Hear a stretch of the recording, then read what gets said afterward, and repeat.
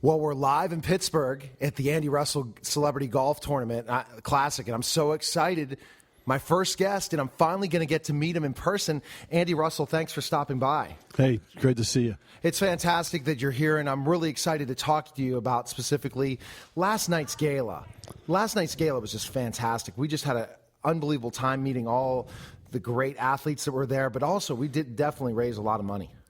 Yes, that's bottom line. That's what it's all about, and we did very well on the live auctions and the silent auction items. So it was a terrific event. It definitely was terrific, and I a lot of favorites I met, and I was really surprised to meet LC Greenwood. That was really cool. Yeah, LC comes to virtually everything we put together, and he's a terrific guy. He supports us very much, and all the former Steelers are they're like that. The Rooneys taught us to give back to the community. The chief, would say that exactly. you got to give back to the community, and then all of us we appreciate that. So we all have different charitable efforts we're working on. And that's how we see each other most of the time. And so you're excited to see guys you've not seen in a while, right? Every year you probably see them once a year or twice. Yeah, I mean, there's some of the fellows I see at the Super Bowl because I represent the Steelers at the Taste of the NFL at every Super Bowl. I see some of those guys, but not all of the guys. Like Tom Mack, I haven't seen for quite a while. Oh, really? Yeah, and he's an 11-time Pro Bowler. Hall of Famer. People don't know his name, but he was an outstanding player. And there's a lot of guys like that here that are also pretty good golfers, and they're nice people, so that the foursomes enjoy playing with them. They're very personable. You could just go up and talk to them, and I think that's very important to do an event like this so that the people that are donating their time and also money get the opportunity to really talk to them and have on the golf course and learn more about what they're doing now and stuff. Oh, absolutely. They're not arrogant guys. They're very outward going and like to meet people and make friends, and so they're terrific guys. Well, definitely terrific, and I'm enjoying it because I was really shocked to see Floyd Livell because I used to live in Denver, and when they were in the Super Bowl, and then he had to kind of tell me, and I don't know if I'll say this, he kind of told us why the Broncos lost. So I got the inside track. So and I'm sure he's told you that story before, right? You know why he thinks he has a lot of opinions about what happened and what should have happened and then didn't happen, but he's a great guy, and he's come to this tournament many, many years. He's been a terrific supporter. And ultimately, what is happening every year, you raise money for different UPMC causes. So tell us who we're raising money for this year. Well, this year the big one is the Concussion Center at UPMC Sports Medicine, and it is the largest concussion center in the country. Last year they took care of 18,000 people. They expect to do more this year.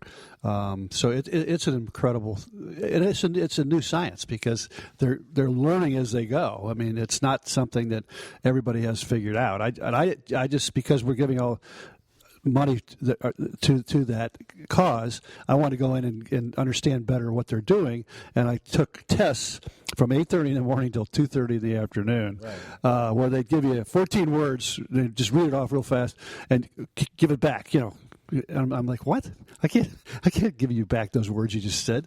So it's kind of interesting. So they test you to see how your brain works on long-time memory, short-term memory, and then they don't. At the end of the day, they said, well, we can't really say whether I had 10 concussions I can remember, probably another 10 I can't, but they said we can't really blame the football on what's going on in your brain, because I did well on certain things and badly on other things, and it was interesting. Well, I think it's interesting because people get concussions, they're out for 3 or 4 weeks, and when I was a professional wrestler, I know I've had a lot of concussions. So we'll see because different things with chairs hitting me on the head and trash cans and everything in between. Now we know a lot more. I don't know if I would have done that, especially with the research. You heard some of the stories, these pro wrestlers that have died, and the Chris Benoit, certain people like this. So I think this is very good that we're getting to, and also what happened with Mike Webster. So I think all those. Yeah. I mean, a lot of NFL players have passed away, and they're extraordinarily concerned about it. It's a violent game, and I don't believe in cheap shots. I don't think if you come free on a blitz, you shouldn't hit the quarterback in the back of the head. That's a cheap shot. But I do believe there's lots of times where you have to hit a guy in the head because you try to step away from him and tackle him around the ankles, he's going to make you miss, and he's going to go for a touchdown. So the scores are going to be 58-50. Like the Pro Bowl today is a joke because they don't play defense. Right.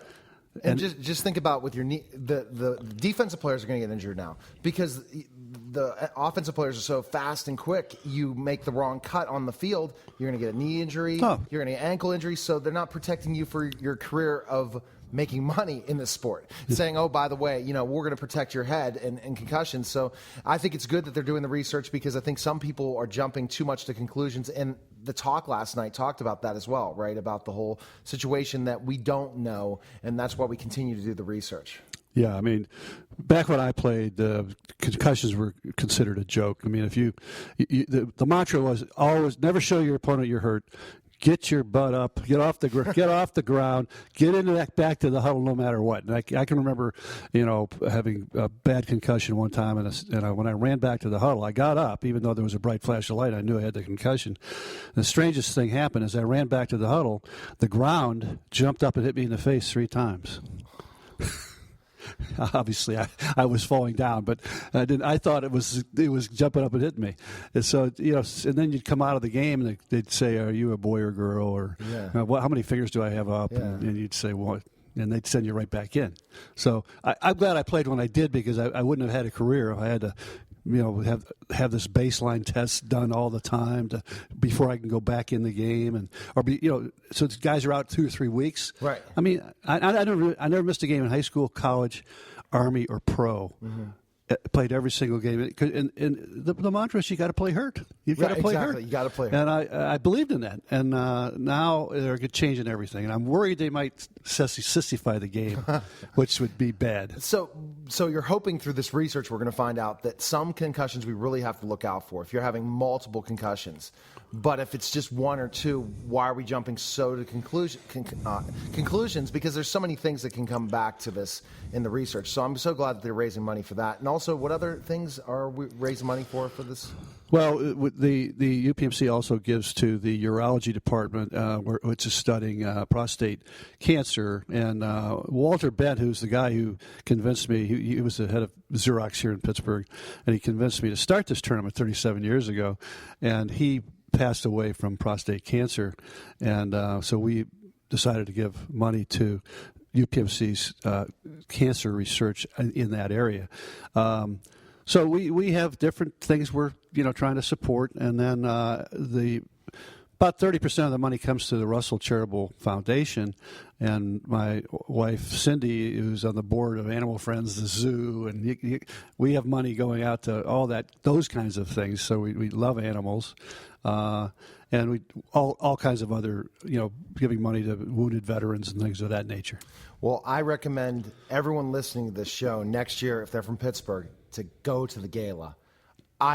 We were taken care of. Thank you again. It was unbelievable. So where can our listeners and viewers find out more information on you, Andy, and also the other charitable works that you do? Well, we have a charitable foundation webpage, which is andyrussell.org. So they could Google me on andyrussell.org, and they'd see all the information about the various charities and so forth. Fantastic. And also you can purchase your book on the website as well. Absolutely. Well, now all the money goes to the charitable effort when we sell that book. Well, I have to interview you on your book, that's for sure. And I know that you got my business partner's book today, G.J. Reynolds, as he's here, and he's in the background saying, "Hello, G. If it wasn't for you, I wouldn't be here right now." And that's a shout out to him and all the people that helped coordinate the event from Beach Lifestyle as well. So, Andy, thanks again for coming by, and looking forward to hearing how the golf tournament goes. And my team that I put together will win it, hopefully. I'm going to put that out there. Good luck. Especially I recruited an NFL player at the end, last minute got somebody. So we'll see what happens. Terrific. Okay. Good luck. All right. Thanks, Andy, for coming by. Thanks you. Okay. Bye-bye. You're listening to the Beach Lifestyle Celebrity segment, and we'll be back in just a moment.